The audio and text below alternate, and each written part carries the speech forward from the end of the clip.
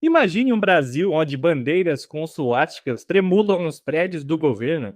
Um Brasil onde as ruas são patrulhadas por soldados da MCS e as rádios transmitem discursos em alemão. Parece um roteiro de um filme muito doido, não é mesmo?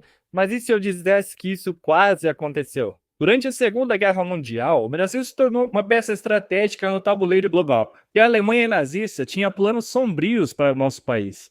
Documentos revelam que Hitler e seus generais viam o Brasil como um território crucial para expandir o seu domínio. Mas como seria essa invasão?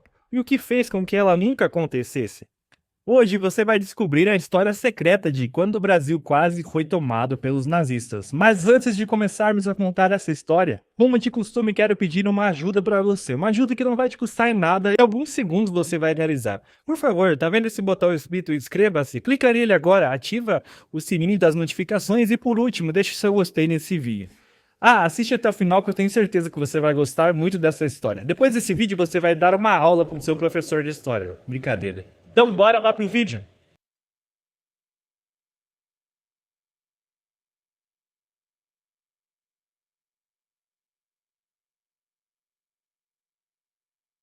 Nos anos 1930, muito antes do Brasil entrar na Segunda Guerra Mundial, o país estava na mira da Alemanha de Hitler. O Brasil tinha algo que os nazistas queriam: posições estratégicas e recursos naturais abundantes. O Atlântico Sul era uma rota crucial para os aliados. De dominar o Brasil significaria cortar esse acesso. Além disso, o país tinha grandes reservas de minério de ferro, matéria-prima essencial para a máquina de guerra alemã. Mas havia também outro fator que tornara o Brasil um alvo ainda mais tentador. Na época, mais de 100 mil alemães viviam no Brasil, principalmente no sul, formando colônias inteiras que preservavam a cultura e a língua alemã. Algumas dessas comunidades chegaram a exibir símbolos nazistas em escolas e em eventos. E o pior, os nazistas sabiam disso. Documentos revelam que a Alemanha financiou propaganda no Brasil e até tentou infiltrar agentes para ganhar influência política no país. O plano? Transformar o Brasil em um aliado, quem sabe, ou uma colônia nazista.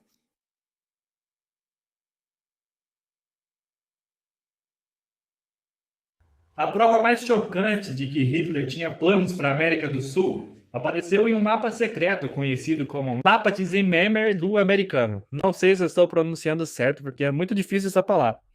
Esse documento, revelado pelo presidente dos Estados Unidos, Franklin Roosevelt, em 1941, mostrava um plano nazista para invadir a América do Sul, em regiões controladas pelo eixo. O Brasil seria dividido como Sul e Sudeste sob influência alemã. Mas como os nazistas fariam isso? Eles tinham uma estratégia clara: infiltrar agentes, desestabilizar o governo e, em um momento oportuno, tomar o controle. E a verdade é que eles estavam mais perto disso do que nós imaginamos.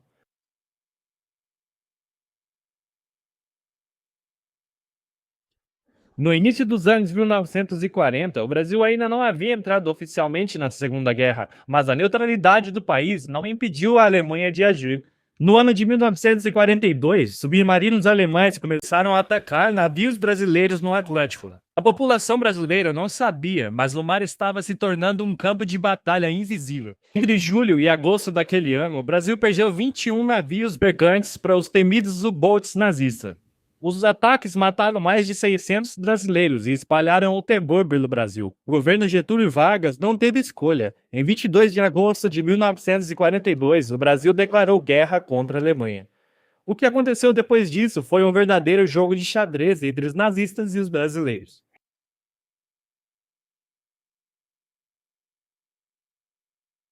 Com o Brasil oficialmente na guerra, o risco de uma invasão se tornou mais real. Relatórios militares indicam que Hitler estudava um plano para estabelecer uma base nazista na costa brasileira. Os nazistas sabiam que, se pudessem controlar uma cidade como Natal, por exemplo, ou Recife, poderia usá-la como ponto estratégico para atacar os aliados no Atlântico Sul. Ao mesmo tempo, a inteligência brasileira começou a desmantelar células nazistas no país.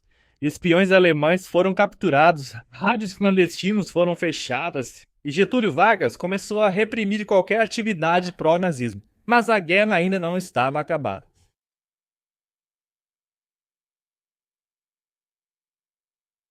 Se os nazistas pensaram que o Brasil ficaria de braços cruzados, estavam muito enganados. Em 1944, o país enviou mais de 25 mil soldados para lutar na Europa, com a chamada Força Expedicionária Brasileira. Os soldados brasileiros enfrentaram o exército alemão na Itália e ajudaram a libertar cidades do domínio nazista. O Brasil provou que não era um país fraco e que estava do lado certo na história. Mas e se Hitler tivesse conseguido executar os seus planos? Como seria um Brasil nazista?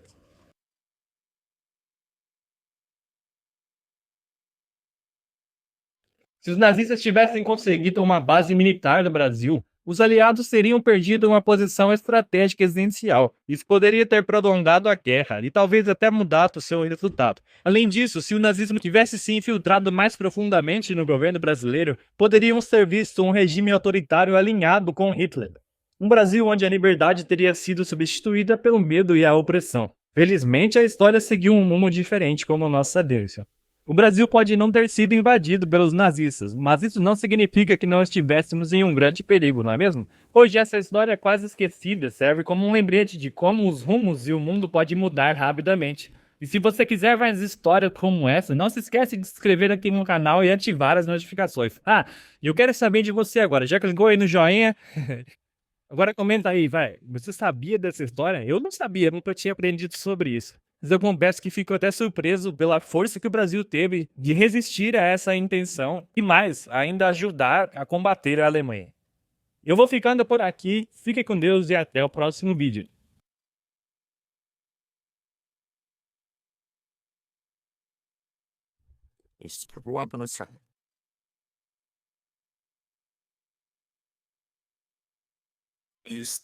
I will move it close to the sinking.